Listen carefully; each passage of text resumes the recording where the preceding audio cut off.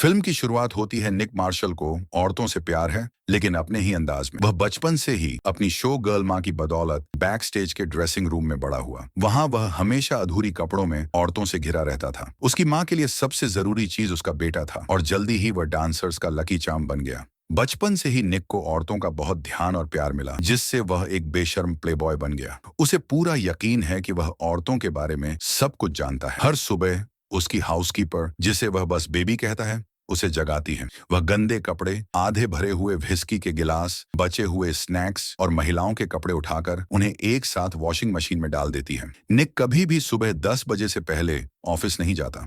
वह एक advertising executive है और उसमें सबसे बेहतरीन लोगों में से एक है। आज उसका बड़ा दिन है। माफ करना, तुम्हारे हाथ पहले ही भरे हुए हैं। रुको रुको, ओह सॉरी, मैं दरवाजा खोल देता हूँ। निक का साथी मॉर्गन और उसकी वफादार सचिवें पहले से ही उसे बधाई दे रही हैं, क्योंकि उन्हें यकीन है कि आज उसे उसकी मेहनत का इनाम प्रमोशन मिलने वाला है। निक पूरे जोश के साथ अपने बॉस डैन वॉनामेकर के ऑफिस में घुसता है, लेकिन जश्न मनाने की बजाय उसे एक झटका लगता है। डैन उसे बताता है कि अब महिलाएं मार्केट में छाई हुई हैं और इस वजह से वह पद जो निक को मिलना चाहिए था, अब एक महिला को दिया जाएगा। हाल ही में एडवर्टाइजिंग एक्सपर्ट डार्सी मैगवायर ने अपनी पुरानी नौकरी छोड़ दी, जिससे वह इस पद के लिए परफेक्ट कैंडिडेट बन गई। निक जाहिर है बहुत नाराज है, लेकिन उसके पास कुछ करने का कोई विकल्प नहीं है, सिवाय इसके कि वह सही मौका देखकर डार्सी से बेहतर साबित हो और उसकी जगह ले ले। इस बुरी खबर के बाद निक अपनी पूर्व पत्नी के शादी समारोह में जाता है। वहां उसे एक और चौंकाने वाली खबर मिलती है। जब उसकी एक्स वाइफ और उसका नया पति हनीमून पर चले जाते हैं, निक की 16 साल की बेटी एलेक्स अब कुछ समय तक उसके साथ रहने वाली है। उनके रिश्ते में पहले से ही दूरियां हैं और दोनों ही इस नए बदलाव से ज्यादा खुश नहीं हैं। जब निक ऑफिस लौटता है तो डैन पूरी टीम को उनके नए बॉस डार्सी मैगवायर से मिलवाता है। डार्सी बिना वक्त गंवाए काम संभाल लेती है और हर किसी को महिलाओं के प्रोडक्ट्स से भरे डिब्बे बांट देती है। नेल पॉलिश से लेकर स्टॉकिंग्स तक हर कर्मचारी को इनमें से किसी एक या सभी प्रोडक्ट्स के लिए मार्केटिंग प्लान बनाकर अगले दिन तक देना होगा। निक, जो अब तक खुद को औरतों का एक्सपर्ट समझता था, जल्द ही महसूस करने वाला है कि शायद उसे महिलाओं के बारे में कुछ भी नहीं पता। घर पर निक वाइन पीते हुए तेज संगीत बजाता है और महिलाओं के इन प्रोडक्ट्स को समझने की कोशिश करता है, लेकिन सब कुछ गड़बड़ हो जाता है। हताश होकर वह अपनी बेटी एलेक्स की चीजों को टटोलने लगता है। निक अपनी बेटी एलेक्स का बैग टटोलता है और उसमें एक सीडी पाता है, जिसमें टीनेज लड़कियों के पॉप गाने भरे होते हैं, और ज्यादा शराब पीने के बाद वह पूरी तरह से एक्सपेरिमेंट में डूब जाता है। वह अपनी नाक पर क्लींजिंग स्ट्रिप चिपकाता है, मूस को अपने बालों में लगाता है, मस्कारा और नेल पॉलिश अप्लाई करता है, और जब वह पहले से ही बहुत आगे बढ़ चुका होता है तो अपने पैर वैक्स करने का फैसला करता है। जैसे ही वह वैक्स पट्टी खींचता है, दर्द बहुत तेज होता है, लेकिन वह किसी तरह बर्दाश्त कर लेता है। अंत में वह खुद को पैंटीहॉज टाइट्स में फिट करने की कोशिश करता है। उसी वक्त जब वह ब्रे पहनने की तैयारी में होता है, एलेक्स अपने बॉयफ्रेंड के साथ घर आ जाती है। एक जबरदस्त बहस छिड़ जाती है। एलेक्स निक पर इल्जाम लगाती है कि उसे किसी की परवाह नहीं, यहाँ तक कि उसे उसके बॉयफ्रेंड का नाम तक याद नहीं। निक उसे गलत साबित करने के लिए अचानक बॉयफ्रेंड का नाम याद करता है और जल्दी से उसे बताने दौड़ता है, लेकिन वह गलती से बाथ बीड्स पर पैर रख देता है, फिसलता है और सीधे पानी से भरे बाथटब में गिर जाता है। और हालात और बिगड़ जाते हैं जब उसके हाथ से हेयर ड्रायर भी बाथटब में गिर जाता है। तेज करंट लगने से वह बेहोश हो जाता है और अगली सुबह तक होश नहीं आता। सुबह उसे उसकी हाउसकीपर बेबी की आवाज से होश आता है, जो हमेशा की तरह बड़बड़ा रही होती है। लेकिन जब निक उसे चुप रहने के लिए कहता है, वह हैरान होकर जवाब देती है कि उसने कुछ कहा ही नहीं। हनी, मेरे लिए एक बैगल और क्रीम चीज बना दो। तुम्हें पता है खाली पेट सोचो। तुम्हारी जानकारी के लिए मुझे भूख भी नहीं लगी। किसने कहा कि तुम उलझन में हो? बस थोड़ा सुस्त हो। वह हमेशा की तरह काम पर जाने के लिए निकलता है। फ्लो, होटल की डोरमैन, उसके लिए टैक्सी बुलाती है और अपनी रोज की गंदी मजाक करती है। लेकिन इस बार निक को लगता है कि उसने मजाक पहले ही अपने दिमाग में सुन लिया। तुम्हारा स्वागत है मेरे छोटे स्वीटर्स। हैरान होकर वह टैक्सी न लेकर पैदल जाने का फैसला करता है। जल्द ही वह औरतों की भीड़ में पहुंच जाता है। तभी उसे एक डरावनी सच्चाई का एहसास होता है। वह उनके विचार सुन सकता है। ऑफिस में हालात और खराब हो जाते हैं। दिमाग में आवाजें तेज होती जाती हैं। उसकी महिला सहकर्मियों के विचार एक बड़े तूफान की तरह उस पर टूट पड़ते हैं। ये कितना बेवकूफ है, और कोई भी विचार उसके लिए अच्छा नहीं है।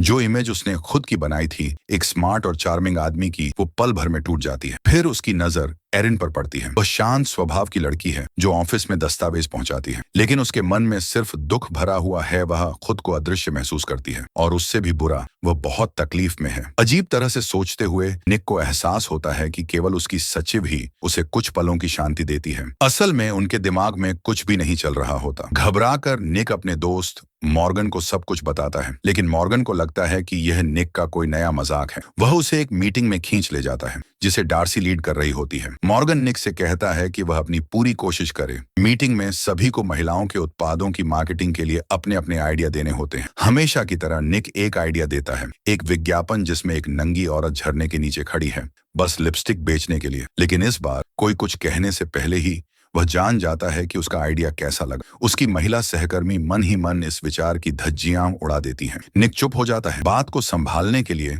वह अपनी एक सहकर्मी का आइडिया चुरा लेता है। एक औरत जो सिर दर्द की दवा लेती है, सिर्फ इसलिए नहीं कि उसे सच में दर्द हो, बल्कि इसलिए कि उसे अपने पति के साथ सोने से बचना है। यह सोच उसे दिलचस्प लगती है और वह इसे ग्रुप में पेश करता है। डार्सी मानती है कि यह एक अच्छा और क्रिएटिव आइडिया है, लेकिन वह ज्यादा प्रभावित नहीं लगती। वह निक की हल्के शब्दों में तारीफ करती है, लेकिन निक सच जानता है, वह पूरी तरह फेल हो गया। निक का दिमाग तेजी से दौड़ रहा था। औरतों की लगातार चल रही आवाजों की वजह से वह ठीक से सोच भी नहीं पा रहा था। ना ध्यान लगा सकता था और ना ही आराम कर सकता था। शांति की तलाश में वह घर चला जाता है। जैसे ही वह पहुंचता है, वह एलेक्स की रात खराब कर देता है, उसके प्रोम डेट को घर से बाहर निकालकर। फिर वह वही अजीबोगरीब सेल्फ केयर रूटीन दोहराता है जो उसने पिछली रात किया था। फेस स्ट्रिप्स, म्यूस, पैंटीहॉज, सब कुछ। लेकिन इस बार वह एक कदम और आगे बढ़ता है। हाथ में हेयर ड्रायर लेकर वह तूफान के बीच बालकनी पर खड़ा हो जाता है। उसे उम्मीद थी कि एक सही जगह बिजली गिरने से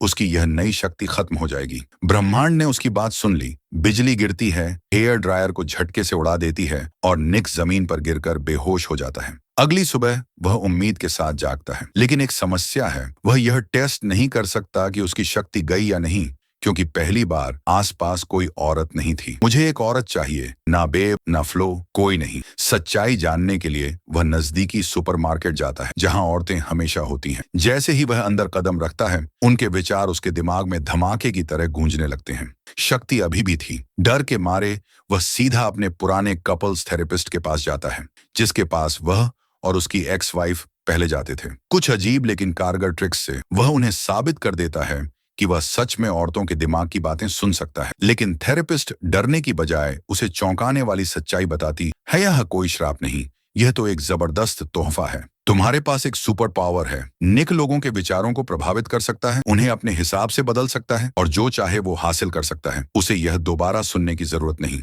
दुनिया तुम्हारी हो सकती है। वह तुरंत इस सलाह पर अमल करता है और उस एक औरत को इम्प्रेस करने का सोचता है जो अब तक उसके जाल में नहीं फंसी, लोला, कैफे में काम करने वाली। असल में वह निक को पसंद करती थी, लेकिन उसे कब का भुला चुकी थी। अब अपने नए ज्ञान के साथ निक बिल्कुल सही बातें कहता है और बूम, लोला डेट के लिए हाँ कह देती है। ऑफिस में वह एक के बाद एक महिला सहकर्मी पर अपनी जादूगरी आजमाता है। जो औरतें उसे नापसंद करती थीं, अब उस पर फिदा होने लगती हैं। एक तो सोचती भी है, अजीब है, मुझे हमेशा लगता है कि वह मुझे घूर रहा है। यह नया ध्यान उसे बहुत अच्छा लगता है। अब उसकी आत्मविश्वास और बढ़ जाती है और वह अपने असली टारगेट पर ध्यान लगाता है, डार्सी। निक ने ठान लिया है कि उसे कंपनी से बाहर करना है। डार्सी के खास विचारों को सुनकर उसे पता चलता है कि नाइकी एक नई एड एजेंसी की तलाश में है। ये एक बहुत बड़ा कॉन्ट्रैक्ट और निक इसे अपने लिए चाहता है। लेकिन डार्सी उसे चेतावनी देती है, नाइकी महिलाओं के कपड़ों पर फोकस कर रहा है। पिच बिल्कुल परफेक्ट होनी चाहिए। हमें एक औरत की तरह सोचना होगा। निक को अपने नए टैलेंट पर पूरा भरोसा है और डार्सी से कहता है, चिंता मत करो, मैंने सब संभाल लिया है। जब वे आइडिया पर काम कर रहे होते हैं, निक उसकी सोच को पहले ही पढ़ लेता है और बोल देता है। डार्सी बहुत प्रभावित होती है। घर पर एलेक्स और उसकी सहेलियां निक को घर पर देखकर ज्यादा खुश नहीं थीं, लेकिन निक जल्दी ही माहौल बदल देता है। वह एलेक्स से वादा करता है कि उसे प्रोम के लिए परफेक्ट ड्रेस खरीदने ले जाएगा। शाम को वह लोला से डेट पर मिलता है। सब कुछ बिल्कुल सही चल रहा होता है जब तक वे उसके घर नहीं पहुंचते। समस्या, निक उसके हर एक विचार को सुन सकता है, चाहे लोला कितनी भी खूबसूरत क्यों ना हो। ध्यान लगाना नामुमकिन हो जाता है जब उसका दिमाग तेजी से दौड़ रहा हो। लेकिन निक आसानी से हार मानने वालों में से नहीं था। वह खुद को ढाल लेता है, उसकी हर सोच को ध्यान से सुनता है और बिल्कुल वैसा ही करता है जैसा लोला चाहती है। नतीजा, जबरदस्त धमाका। लोला पूरी तरह चौंक जाती है। बिल्कुल संतुष्ट। और पहली बार निक को समझ आता है कि किसी औरत को सच में खुश करने का एहसास कैसा होता है। अब नाइक का कॉन्ट्रैक्ट पाने के लिए निक हर जगह अपनी शक्ति का इस्तेमाल करता है। वह अपने तरीके बेहतर करता है और महिलाओं की गहरी इच्छाओं को समझने की कला सीखता है। जो सहकर्मी कभी उसे इग्नोर करते थे अब पूरी तरह मोहित हो जाते हैं। लेकिन फिर कुछ अनपेक्षित होता है। डार्सी के साथ काम करते करते निक उसकी इज्जत करने लगता है। डार्सी तेज, क्रिएटिव और अपने काम में बेहद अच्छी थी। पहले जहां निक बस उसके आइडिया चुराता था, अब वह उन्हें सराहने लगा और उनके आधार पर नए आइडिया जोड़ने लगा। अब वे एक असली टीम की तरह काम कर रहे थे। उनकी साझेदारी से कंपनी के अब तक के सबसे बेहतरीन आइडिया सामने आए और डार्सी वह भी अब निक को एक नए नजरिए से देखने लगी। नया रिश्ता काम के बाद निक और डार्सी ज्यादा समय साथ बिताने लगे। उनकी बातें बिना किसी रुकावट के चलती रहती। निक की एलेक्स के साथ बॉन्डिंग भी बेहतर हो रही। अब वह सच में एक जिम्मेदार पिता बनने की कोशिश कर रहा था। उसने एलेक्स को प्रॉम ड्रेस खरीदने के लिए ले जाने का अपना वादा पूरा किया। निक की सबसे बड़ी चिंता, लेकिन तभी उसने एलेक्स का एक ऐसा ख्याल सुना जिसने उसे हिलाकर रख दिया। प्रॉम के बाद मैं अपने बॉयफ्रेंड के साथ सोने वाली हूँ। निक का दिल धक से रह गया। वह तुरंत एक अच्छे पिता की तरह उससे खुलकर बात करना चाहता था, लेकिन एलेक्स ने उसे झिड़क दिया। माँ ने पहले ही सब कुछ समझा दिया है, अब अचानक तुम अच्छे पिता बनने की कोशिश मत करो। निक को यह सुनकर बहुत बुरा लगा। डार्सी से निकटता वह गुस्से में टीवी के सामने बैठकर मूड खराब कर रहा था। तभी डार्सी का फोन आया। इम्पल्स में निक ने उसे ड्रिंक्स के लिए बुला लिया। ड्रिंक्स के दौरान डार्सी ने पहली बार अपने तलाक के बारे में खुलकर बात की। वह बताती है कि यही वजह थी कि उसने अपनी पुरानी नौकरी छोड़ी थी। उसका एक्स हस्बैंड उसी ऑफिस में था और ब्रेकअप के बाद वहां काम करना असहनीय हो गया। शाम एक अच्छे नोट पर खत्म हुई। एक हल्की सी झिझक के बाद उन्होंने एक दूसरे को किस किया। डार्सी निक को अपने घर बुलाना चाहती थी, लेकिन उसने अनजाने में उसे बीच में ही रोक दिया। लोला की वापसी जब निक घर पहुंचा तो उसे एक अनचाहा सरप्राइज मिला। लोला पिछले 6 दिनों से वह बेचैन थी। निक के कॉल का इंतजार कर रही थी, लेकिन वह कभी आया ही नहीं। लोला का गलतफहमी लोला अपने मन में उलझी हुई थी।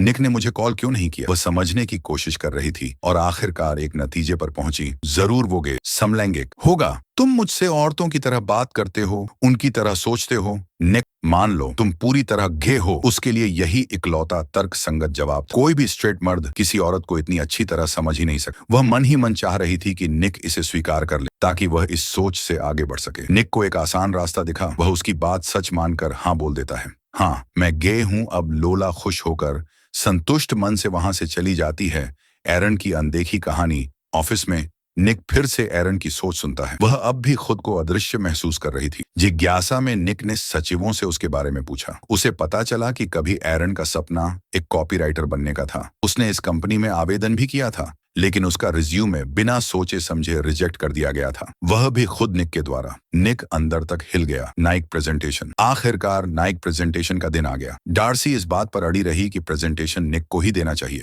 निक ने समझाने की कोशिश की कि ज्यादातर आइडिया तो डार्सी के थे, लेकिन डार्सी को पूरा भरोसा था कि निक बेहतरीन प्रेजेंटेशन देगा। और वाकई प्रेजेंटेशन शानदार रहा। नाइक की टीम बहुत खुश हुई। बड़ी सफलता। अपराध बोध से घिरा निक, लेकिन रात को निक का मन भारी था। उसे अपने किए पर गहरा पछतावा महसूस होने लगा। निक ने डार्सी को एक संदेश लिखना शुरू किया, जिसमें वह स्वीकार करने वाला था कि उसने उसकी ज्यादातर आइडियाज ले ली थी। लेकिन इससे पहले कि वह इसे भेज पाता, डार्सी उसके दरवाजे पर आ गई और उसे अपना नया अपार्टमेंट दिखाने के लिए आमंत्रित किया। वे शाम एक साथ बिताते हैं और एक दूसरे के और करीब आ जाते हैं। अगली सुबह निक आत्मविश्वास से ऑफिस पहुंचता है, लेकिन उसे चौंकाने वाली खबर मिलती है। नाइकी ने कॉन्ट्रैक्ट साइन करने के लिए हाँ कर दी थी, लेकिन डैन ने डार्सी को नौकरी से निकाल दिया था। निक हैरान रह जाता है और डैन से बहस करता है कि डार्सी ही इस कैंपेन की सफलता की असली वजह थी, लेकिन डैन अपना फैसला नहीं बदलता। निक तय करता है कि वह सच्चाई बताने के लिए डार्सी के पास जाएगा, लेकिन रास्ते में उसे एक और संकट का सामना करना पड़ता है।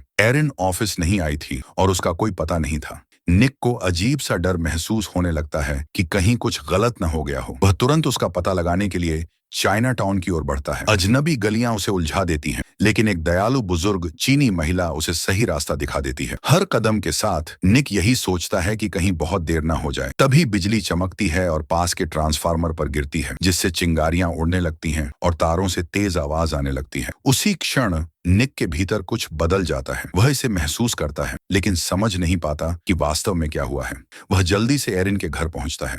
निक ने एरिन के अपार्टमेंट का दरवाजा थोड़ा सा खुला पाया। अंदर कदम रखते ही उसकी नजर एक खाली दवाई की बोतल और एक गुड बाय नोट पर पड़ी। डर के मारे उसका पेट मरोड़ने लगा, लेकिन तभी अचानक एरिन उसके पीछे आ गई। टेनिस रैकेट उठाए, खुद को अनजान घुसपैठिए से बचाने के लिए तैयार। कुछ बातें करने के बाद निक को एक चौंकाने वाली सच्चाई पता चली। उसकी खास शक्ति खत्म हो चुकी थी। अब उसे औरतों के विचार सुनाई नहीं दे रहे थे। इतने लंबे समय बाद उसके दिमाग में सिर्फ खामोशी थी। हालात अजीब थे, लेकिन निक ने बिना समय गवाए एरिन को बताया कि वह उसे एक कॉपीराइटर के तौर पर काम पर रखना चाहता है, ताकि उसे वह मौका मिल सके जो पहले उसे नहीं मिला था। एरिन पहले तो हैरान रह गई, लेकिन फिर उसने खुशी खुशी यह ऑफर स्वीकार कर लिया। इसके बाद निक दिन भर डार्सी से संपर्क करने की कोशिश करता रहा, लेकिन हर बार उसकी असिस्टेंट टानिया फोन उठा लेती थी और डार्सी से बात नहीं करने देती थी। इसी बीच उसकी एक्स वाइफ शीजी का फोन आया। उसने बताया कि उनकी बेटी एलेक्स पूरी रात रोती रही थी और कई बार उसे फोन किया था। निक बिना देर किए एलेक्स के प्रॉम वेन्यू पर पहुंचा।